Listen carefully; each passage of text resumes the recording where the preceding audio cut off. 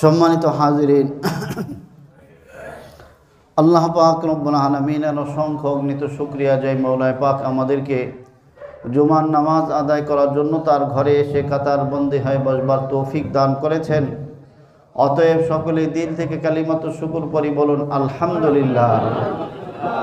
সেই সাথে আল্লাহ পাক রব্বুল আলামিনের দরবারে আরও লক্ষ কোটি গুণ শুকর এবং সুজুদ, যেই মাওলায় পাক আমাদেরকে গত জুমা থেকে আজকের জুমা পর্যন্ত সুস্থ রেখেছেন, আমাদের নেক হায়াতকে বাড়িয়ে দিয়েছেন, এজন্য আবারও বলি আলহামদুলিল্লাহ। আল্লাহ পাক রব্বুল আলামিনের দরবারে আমাদের দোয়া এবং দরখাস্ত, আগামী জুমা পর্যন্ত যেন মাওলায় পাক আমাদের সকলকে সুস্থতার সাথে আমাদের নেক হায়াতকে বাড়িয়ে দেন। সবাই বলে আমিন। সম্মানিত হাজিরিন, গত 3 জুমা আগে আল্লাহ পাক রব্বুল আলামিনকে মহব্বত করার বিষয়ে, আল্লাহর মহব্বতের উপরে আলোচনা চলতেছিল। কারণ মানুষ যখন কোনো জিনিসের মহব্বত মানুষের দিলে আসে, তখন তার আনুগত্য করতে সুবিধা হয়। মাঝখানে গত জুমায় বিশ্ব ইজতেমা এবং দাওয়াতে তাবলীগ সম্পর্কে আলোচনা হয়েছে। তো আল্লাহ পাক রব্বুল আলামিন যেই বান্দাদেরকে মহব্বত করেন, যেই বান্দারা আল্লাহকে মহব্বত করেন, আল্লাহ পাক রব্বুল আলামিন পদে পদে তাদেরকে সাহায্য করেন। বলেন সুবহানাল্লাহ। একটা আরবিতে প্রবাদ আছে, মাল্লাহুল মাওলা ফালাহুল কুল। যে আল্লাহর হয়ে যায় তার সব কিছু হয়ে যায়। যে একমাত্র আল্লাহকে মহব্বত করে তার সব কিছু হয়ে যায়। তে না চাইতেই আল্লাহ পাক রব্বুল আলামিন সব আঞ্জাম সুন্দরভাবে করে দেন। সব কিছুর মধ্যে আল্লাহ পাক রব্বুল আলামিন বারাকাহ দান করেন। সব কাজ সুন্দরভাবে তার পরিপাটিভাবে আঞ্জাম হয়ে যায়। যে আল্লাহ পাক রব্বুল আলামিনকে মহব্বত করবে, রাসূল করিম সাল্লাল্লাহু আলাইহি ওয়াসাল্লামকে আল্লাহ পাক রব্বুল আলামিন বিভিন্ন সময় সান্ত্বনা দিতেন। কাফের মুশরিকরা যখন নবীজিকে বিভিন্নভাবে কষ্ট দিত, মুনাফিকরা বিভিন্নভাবে কষ্ট দিত, তো নবীজি সাল্লাল্লাহু আলাইহি ওয়াসাল্লাম অনেক ব্যথিত হইতেন। তো আল্লাহ পাক রব্বুল আলামিন কোরআনে কারীমের আয়াত নাযিল করে নবীজিকে সান্ত্বনা দিতেন। এটা হলো মহব্বতের নিদর্শন। দুনিয়াতে দেখবেন কেউ যদি কাউকে মহব্বত করে, তো মহব্বতের মানুষটার মনটা খারাপ যাতে না থাকে। মহব্বতের মানুষ সবসময় হাসি খুশি থাকে। চিন্তিত অথবা ব্যথিত থাকলে তার পাশে এসে দাঁড়ায়, যে তুমি চিন্তা করো না, টেনশন করো না, আমি আছি তোমার পাশে। এরকম করে কি করে না? করে। তো আল্লাহ পাক রব্বুল আলামিনও নবীজি যেমন আল্লাহকে মহব্বত করেন, আল্লাহ তার হাবিবকে, তার দোস্তকে মহব্বত করেন। এজন্য কোরআনে কারীমের আয়াত আল্লাহ পাক রব্বুল আলামিন নাজিল করেছেন, ওয়ালাকাদ না'লামু আন্নাকা ইয়াযীকু সাদরুকা বিমা ইয়াকুলুন। আল্লাহ পাক রব্বুল আলামিন বলেন, ও আমার হাবিব, আপনাকে কাফের মুশরিকরা যে সমস্ত ঠাট্টা বিদ্রূপ করে, মিথ্যা অপবাদ আপনার নামে দেয়, আমি জানি আপনার অন্তর এই কারণে ব্যথিত হয়। তাদের কথাবার্তা শোনার কারণে আপনার অন্তর ব্যথিত হয়, আমি আল্লাহ পাক রব্বুল আলামিন জানি। ফাসাব্বিহ বিহামদি রাব্বিকা ওয়া কুম মিনাস সাজিদিন। আপনি তাদের এই সমস্ত কথাবার্তার প্রতি ভ্রুক্ষেপ করবেন না। ফাসাব্বিহ বিহামদি রাব্বিকা, আপনি আপনার রবের প্রশংসা সহ তাসবিহ পাঠ করতে থাকুন। আপনার রবকে আপনি স্মরণ করুন, আপনার রব আপনার পাশে থাকবে। ওয়া কুম মিনাস সাজিদিন, এবং বেশি বেশি সিজদা করেন, বেশি বেশি নামাজ পড়েন, আপনার রবকে আপনি স্মরণ করেন। তাহলে বোঝা গেল, যখন কোনো বিপদ আপদ আসবে, কোনো মানুষ আমাদের সাথে শত্রুতামি করবে, আমাদের কি করণীয়? আমাদের করণীয় আল্লাহকে বেশি স্মরণ করা। সুবহানাল্লাহ, আলহামদুলিল্লাহ, আল্লাহু আকবার। নফল নামাজে দাঁড়ায় যাওয়া, দাঁড়াইয়া আল্লাহ সাহায্য চাওয়া। তাহলে আল্লাহ তাআলা সাহায্য করবেন। দেখবেন শত্রু আপনার কাছে কোনো পাত্তা পাবে না। ষড়যন্ত্রকারীরা আপনার কোনো ক্ষতি আপনার করতে পারবে না। আপনি তাসবিহ পাঠ করতে থাকুন। আল্লাহ নিজেই বলে দিতেছেন, যেই কাজগুলো আল্লাহ তার নবীকে বলেন, নবীর মাধ্যমে সমস্ত বান্দাদেরকে আল্লাহ বলেন, ওয়ালাকাদ না'লামু আন্নাকা ইয়াদীকু সাদরুকা বিমা ইয়াকুলুন ফাসাব্বিহ বিহামদি রাব্বিকা ওয়া কুম মিনাস সাজিদিন ওয়া'বুদ রাব্বাকা হাত্তা ইয়াতিয়াকাল ইয়াকিন। এবং মওত পর্যন্ত আপনার রবের ইবাদত করতে থাকুন। আল্লাহ কাকে বলতেছেন? আল্লাহ নবীকে বলতেছেন যে মওত পর্যন্ত। ইয়াকিনের তাফসীরের মধ্যে সমস্ত মুফাসসিরিন ইকরাম, রঈসুল মুফাসসিরিন হযরত আব্দুল্লাহ ইবনে আব্বাস সহ সমস্ত মুফাসসিরিন ইকরাম বলেছেন ইয়াকিন আল মাউত, মৃত্যু পর্যন্ত আপনি ইবাদত করেন। বর্তমান সময়ে দেখা যায় অনেক দরবারে পীর সাহেব নামাজ পড়ে না, বা অনেক দরবারের মুরিদ নামাজ পড়ে না। নামাজের কথা বললে বলে নামাজ কি মসজিদে যে পড়তে হয়? উনি বসে বসে বিড়ি টানতেছে, কয় আমি নামাজ পড়তেছি এখানে বসে। অথবা বলে যে আমার আল্লাহ বলছে হাত্তা ইয়াতিয়াকাল ইয়াকিন, ইয়াকিন আসা পর্যন্ত নামাজ পড়ো, ইবাদত করো, আমার ইয়াকিন এসে গেছে, আমার আর নামাজ পড়তে হবে না। নাউজুবিল্লাহ।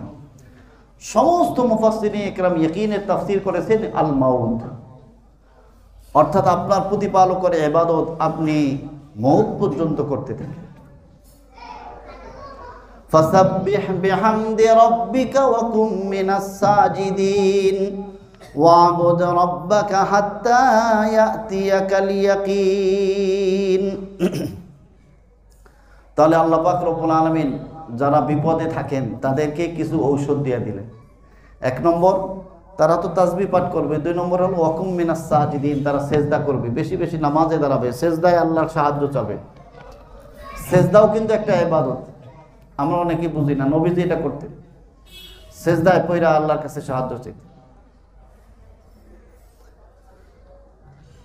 অন্য আয়াতের মধ্যে আল্লাহ পাক রব্বুল আলামিন তার হাবিবকে বলতেছেন ফাসবির ইন্না ওয়াদাল্লাহি হক, ও আমার হাবিব আপনি ধৈর্য ধারণ করেন, নিশ্চয়ই আল্লাহর ওয়াদা সত্য। আল্লাহ ধৈর্য সিদ্ধির সাথে আছেন। কাদের সাথে আছেন? ধৈর্য সিদ্ধির সাথে আছেন। এজন্য আল্লাহ বলেন ফাসবির, আপনি ধৈর্য ধারণ করুন, ইন্না ওয়াদাল্লাহি হক, নিশ্চয়ই আল্লাহর ওয়াদা সত্য। অন্য আয়াতের মধ্যে আল্লাহ পাক রব্বুল আলামিন তার হাবিবকে বলেন ওয়ালি রাব্বিকা ফাসবির, আপনার প্রতিপালকের জন্যই আপনি ধৈর্য ধারণ করেন, সবর করেন। আপনাকে জবাব দেওয়া লাগবে না, আপনার জবাব আমি আল্লাহ দিব। যারা ধৈর্য ধারণ করে, সবর করে, তাদের সাহায্যকারী কে হয়ে যান? আল্লাহ হয়ে যান। আল্লাহ বলতেছেন ফাসবির আলা মা ইয়াকুলুন, তারা যা বলে এই সমস্ত ব্যাপারে আপনি আল্লাহর উপর ভরসা করে ধৈর্য ধারণ করতে থাকেন।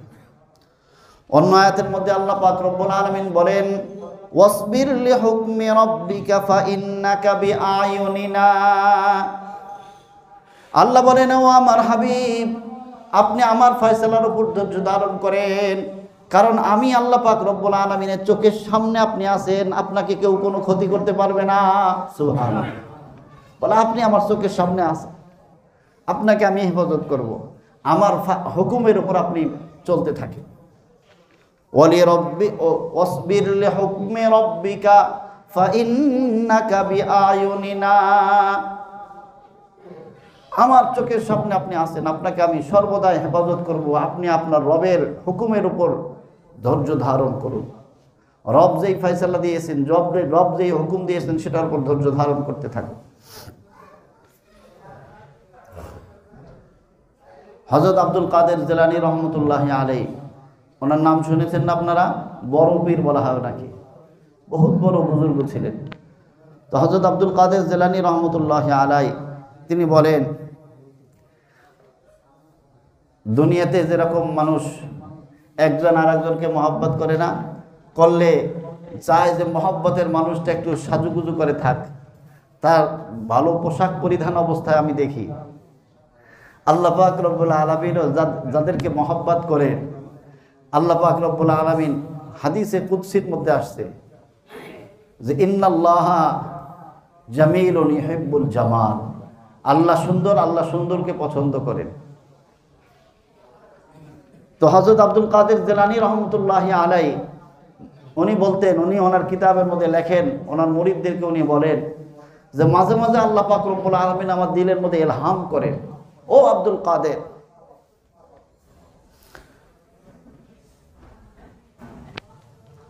তোমার উপর আমার যে অধিকার আছে আমি তার কসম দিয়ে বলতেছি, তুমি ভালো পোশাক পরে, ভালো পোশাক পরিধান করো, আমি আল্লাহ পাক রব্বুল আলামিন তোমাকে আমি মন ভরে দেখব। বলেন সুবহানাল্লাহ। আব্দুল কাদের জিলানী রহমতুল্লাহ বলে, আমার দিলে মাঝে মাঝে আল্লাহ এই ধরনের ইলহাম করে যে তোমার উপর আমার যে অধিকার আছে তার কসম, তুমি ভালো পোশাক পরিধান করো, সুন্দর করে সুন্নতি পোশাক পরিধান করে থাকো, আমি আল্লাহ পাক রব্বুল আলামিন তোমাকে মন ভরে দেখব। বলেন সুবহানাল্লাহ। আল্লাহু আকবার। আরেকটা পুরস্কার হলো যারা আল্লাহকে মুহাব্বত করবেন, আল্লাহ পাক রব্বুল আলামিন মানুষের অনিষ্ট থেকে তাকে হেফাজত করবেন। বলেন সুবহানাল্লাহ। কোরআনে কারীমের মধ্যে তার জান এবং মালকে কে হেফাজত করবেন? আল্লাহ। আল্লাহ বলেন, আল্লাহু ইয়াসিমুকা মিনান নাস।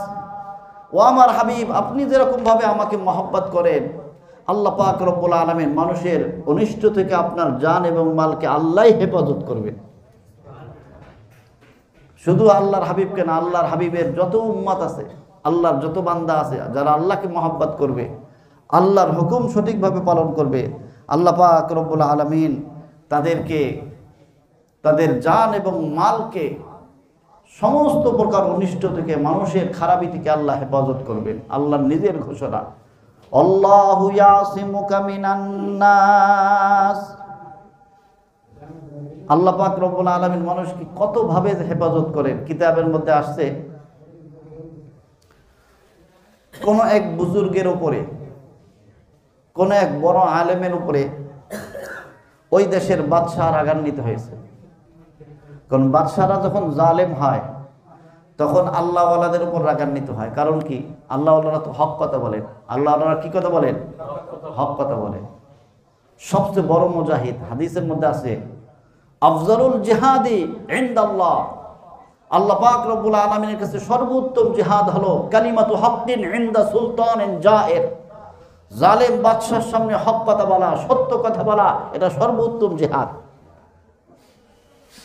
অনেকে দেখা যায় চাকরির ভয়ে, জেলখানার ভয়ে হক কথা বলতে চায় না, কথা লুকায় লুকায় রাখে।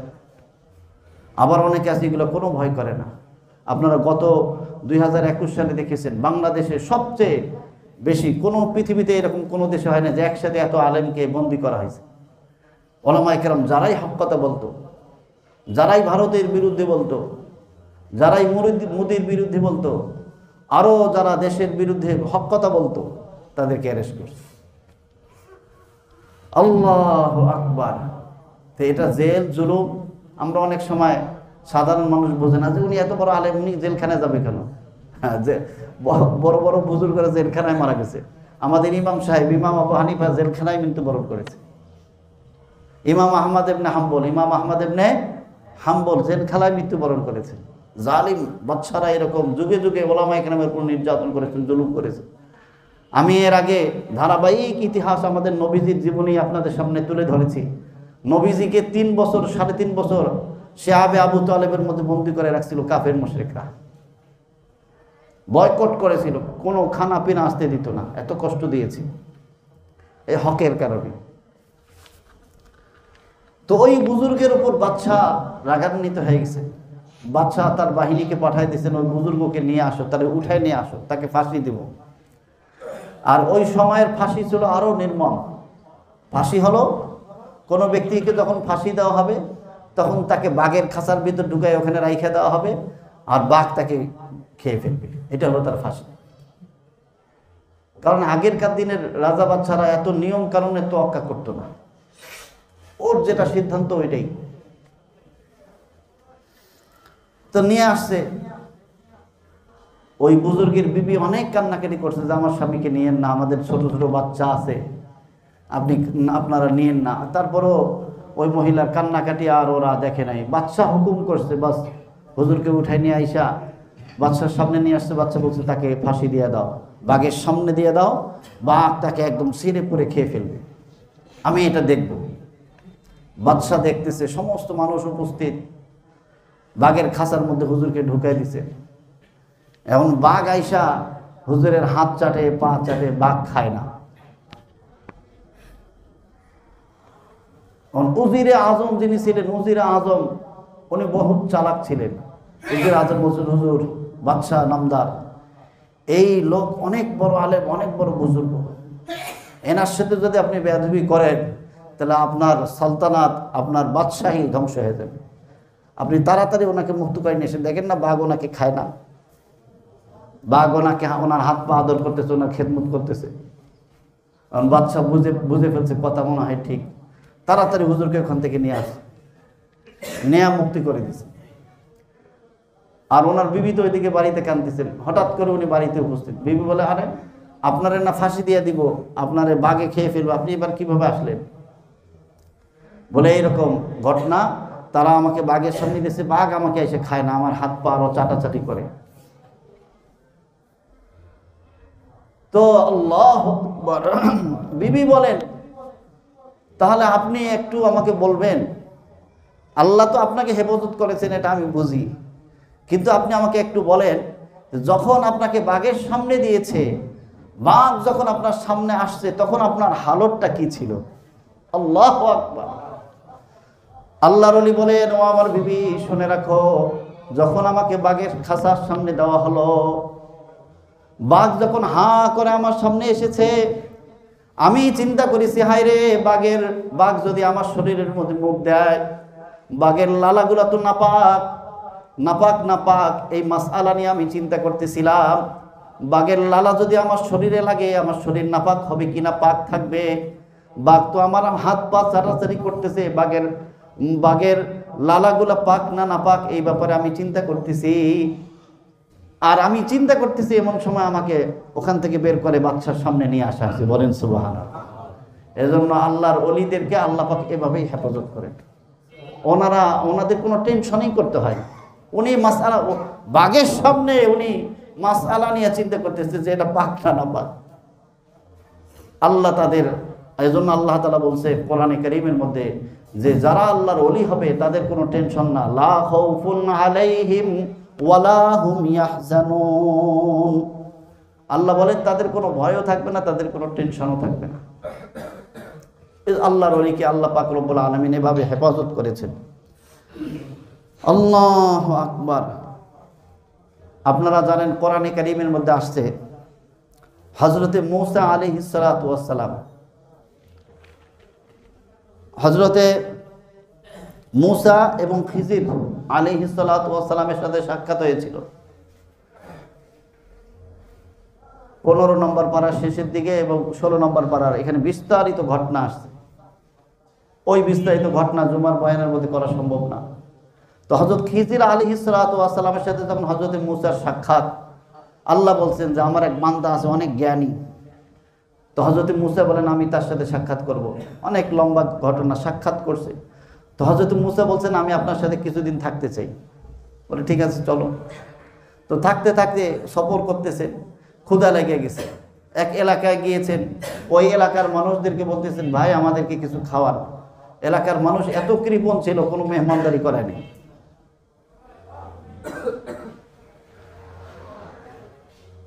তো হঠাৎ করে দেখতেছেন যে একটা ওয়াল ভাঙে পড়ে যেতেছে। তো হযরতে মূসা হাত দিয়ে ওই ওয়ালটাকে ঠিক করে, ওই হযরতে খিজির আলাইহিস সালাতু ওয়াস সালাম হাত দিয়ে ওই ওয়ালটাকে ঠিক করে দিয়েছেন।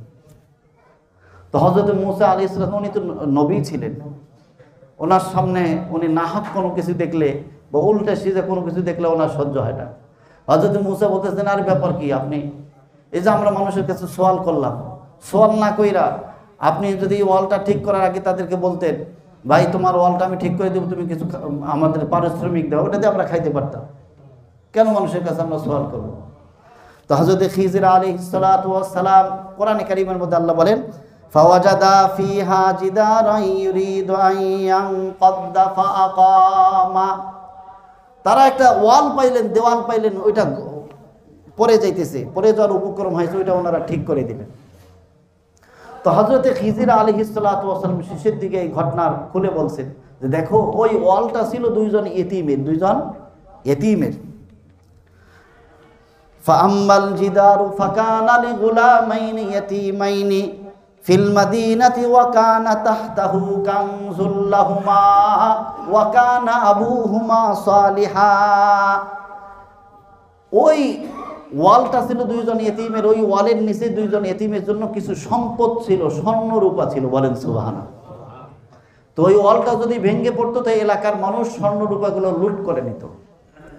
এজন্য আমি ওই ওয়ালটা ঠিক করে দিয়েছি যাতে করে, কারণ ওই এতিম দুইটা এখনো নাবালেগ আছে, তারা যখন বড় হবে তখন যদি ওয়াল ভেঙে যায় তখন এই মালগুলা যে আল্লাহ পাক রব্বুল আলামিন তাদের জন্য হেফাজত করেছেন, কারণ তাদের পিতৃপুরুষ ছিল নেককার, বলেন সুবহানাল্লাহ। মূল ঘটনা হলো এখানে ওয়া কানা আবুহুমা সালিহা, ওই এতিম দুই বাচ্চার পিতৃপুরুষরা ছিল বড়ই নেককার, আল্লাহওয়ালা। আল্লাহ পাক রব্বুল আলামিন এই আল্লাহওয়ালাদের উত্তরসূরিদেরকে এভাবে, আল্লাহওয়ালাদেরকে তো হেফাজত করেন, আল্লাহওয়ালাদের উত্তরসূরিদেরও মাল এবং জানকে আল্লাহ হেফাজত করেন, বলেন সুবহানাল্লাহ। তা আল্লাহ বলেন ওয়া কানা আবুহুমা সালিহা, তাদের ওই এতিম দুই বাচ্চার পিতৃপুরুষরা ছিল খুব নেককার। ওই এতিমদের সম্পদ হেফাজত করার জন্য আমি এই ওয়ালকে ঠিক করে দিয়েছি, বলেন সুবহানাল্লাহ। তো হযরতে জাফর মুহাম্মদ রহমতুল্লাহি আলাইহি উনি তাফসীরের কিতাবের মধ্যে লিখেছেন ওয়া কানা বাইনাল ইয়াতীমাইনি ওয়া বাইনাল আবি সালিহি সাবআতু আবাইন, বলতেছেন যে ওই এতিম দুই সন্তান এবং তাদের পিতৃপুরুষের মধ্যে 7টা স্তর চলে গেছেন, বলেন সুবহানাল্লাহ। 7 পূর্বপুরুষ চলে গেছেন, ওই মাল ওখানে গচ্ছিত ছিল। 7 পুরুষ পরে এই দুই এতিম সন্তান এই মালগুলো পাবে, 7 পুরুষ পর্যন্ত আল্লাহ তাআলা ওই মাল ওখানে হেফাজত করেছেন, বলেন সুবহানাল্লাহ। তাহলে আল্লাহ ওয়ালাদেরকে আল্লাহ কিভাবে হেফাজত করেন। এজন্যই আমাদের, যদিও এটা হাদিস না, বুজুর্গানে দিন বলেন যদি কোনো বংশে আল্লাহ ওয়ালা থাকে আল্লাহ পাক ওই আল্লাহ ওয়ালার বরকতে 14 পুরুষ পর্যন্ত আল্লাহ সম্মানের সাথে রাখেন, বলেন সুবহানাল্লাহ। আল্লাহু আকবার। এজন্য রাসূল করিম সাল্লাল্লাহু আল্লাহ পাক রব্বুল আলামিন হাদিসে কুদসির মধ্যে বলেন মান আযালি ওয়ালিয়ান ফাকাদ আযানতুহু বিল হারব, আমার ওলিকে যারা কষ্ট দেয়, আমার ওলিদেরকে যারা কষ্ট দেয় তাদের সাথে আমি যুদ্ধ ঘোষণা করি। এজন্য আল্লাহ পাক রব্বুল আলামিন কোরআনে কারীমের আরেক জায়গায় আল্লাহ বলতেছেন ওয়ালা ইয়াজআলাল্লাহু লিল কাফিরিনা আলাল মুমিনিনা সাবিলা। আল্লাহ পাক রব্বুল আলামিন কাফির মুশরিক বেঈমানদের মুমিনদের ব্যাপারে আল্লাহ পাক কোনো সাহায্য করে না, তাদের কোনো সহযোগিতা করে না। তাহলে বলবেন যে ওই যে ফিলিস্তিনের লোকগুলোকে মারলো ইসরায়েল, কই সাহায্য আইলো না? আসছে সাহায্য। তারা আন্তরিকভাবে, যদিও বাহ্যিকভাবে দেখা যায় যে তারা বিজয় হয়েছে, অনেক মানুষের মারছে, আল্লাহ তো অনেক মানুষের মারছেন, আল্লাহ শহীদদের কোটা পূরণ করছেন, কিন্তু বিজয় মুসলমানদেরই হয়েছে। তারা এত বড় শক্তিশালী হইয়াও তাদেরকে নিঃশেষ করতে পারে নাই, এখনো তারা আছে, তাদের ঈমান এখনো মজবুত, বলেন সুবহানাল্লাহ। আর যারা শহীদ হয়েছে আল্লাহ তাআলা শাহাদতের কোটা পূরণ করছে, কারণ আল্লাহ তাআলা চান কিছু মানুষ শহীদ হোক, শাহাদাতের মর্যাদা, জান্নাতীদের মধ্যে শহীদদের মর্যাদা, নবীদের পরেই শহীদদের মর্যাদা, বলেন সুবহানাল্লাহ। নবীদের পরেই শহীদদের মর্যাদা হবে। আমরা তো জেহাদ করি না, আমরা মুসলমান জেহাদ বন্ধ করে দিচ্ছে, জেহাদের বিরুদ্ধে যারা জেহাদ করতে চায় জঙ্গি নাটক এর আগে হয়েছে, গত 16 বছরে জঙ্গি নাটক সাজানো হয়েছে। এখনো আমার দেশ পত্রিকা আপনারা খুলে দেখবেন, আরো বিভিন্ন ইয়াতে আসছে কিভাবে জঙ্গি নাটক সাজানো হইতো, বহির্বিশ্বে দেখানো হয়তো বাংলাদেশে জঙ্গি আছে। আমরা যদি এই দেশে ক্ষমতায় থাকি তাহলে জঙ্গি আমরা নির্মূল করতে আমরা ভালোভাবে পারবো। এজন্য আমাদেরকে ক্ষমতায় রাখেন, নাউজুবিল্লাহ। বাংলাদেশে কোনো জঙ্গি নাই, বাংলাদেশের মানুষের মধ্যে সম্প্রীতি, মিল, মহব্বত আছে। এগুলো নাটক সব। স্কুল কলেজ ভার্সিটির ছাত্র, আপনারা রমজান মাস দেখছেন, ওই যে রমজান মাস কি একটা ইয়াতে রেস্তোরাঁর মধ্যে ভার্সিটির ছাত্রদেরকে ধরে নিয়ে এসে একটা নাটক করলো, সেখানে একটা হামলা হইল। এইগুলো হলো সব নাটক ছিল। মুসলমান কোনদিন জঙ্গি হইতে পারে না। মুসলমান তো হবে পারস্পরিক মিল মহব্বত। কাফের মুশরিক বেঈমানদের সাথে মুসলমানরা জিহাদ করবে, যারা ইসলামের শত্রু, যারা মুসলমানদের শত্রু, যারা নবীর দুশমন, যারা আল্লাহর দুশমন, যারা কোরআনের দুশমন, তাদের সাথে তারা জিহাদ করবে। এজন্য আল্লাহ বলেন, মান হাযালি ওয়ালিয়ান ফাকাদ আযানতুহু লিল হারব, যারা আমার অলিকে কষ্ট দেয় তাদের সাথে আমি যুদ্ধ ঘোষণা করি। এবং কোরআনের মধ্যেও আল্লাহ বলেন, ওয়ালা ইয়াজআলুল্লাহু লিল কাফিরিনা আলাল মুমিনিনা সাবিলা। আপনারা জানেন হযরত ইব্রাহিম আলাইহিস সালাতু ওয়াস সালাম, ওনার ঘটনা কোরআনের তাফসীরের মধ্যে আসছে, কোরআনের মধ্যেও আছে। আল্লাহ পাক রব্বুল আলামিন হযরত ইব্রাহিম আলাইহিস সালাতু ওয়াস সালাম সফর করতেছিলেন। সফর করার সময় ওনার বিবি সারাও ওনার সাথে ছিলেন, সারা। তো এক এলাকা দিয়ে যখন যাইতেছেন, যাওয়ার সময় ওই এলাকার জালিম বাদশাহ তার বাহিনীকে হুকুম দিয়ে দিছে যে আমার এই দেশ দিয়া যত সুন্দরী রমণী অতিক্রম করবে তাদেরকে আমার কাছে নিয়ে আসা চাই, আমার চাহিদা আমি পূরণ করব, বলেন নাউজুবিল্লাহ। হযরত ইব্রাহিম আলাইহিস সালাতু ওয়াস সালামের সাথে ওনার বিবি ছিলেন সারা। তো ওনার বিবি অনেক সুন্দরী ছিলেন। তখন ওই জালিম বাদশার বাহিনী হযরত ইব্রাহিমের বিবিকে নিয়ে গেছে। তো যখন রাতের বেলা বাদশাহ তার চাহিদা পূরণ করার জন্য হযরত সারার কাছে গিয়েছেন, হাত যখন প্রসারিত করতেন হাত অবশ হয়ে পড়ে যেত।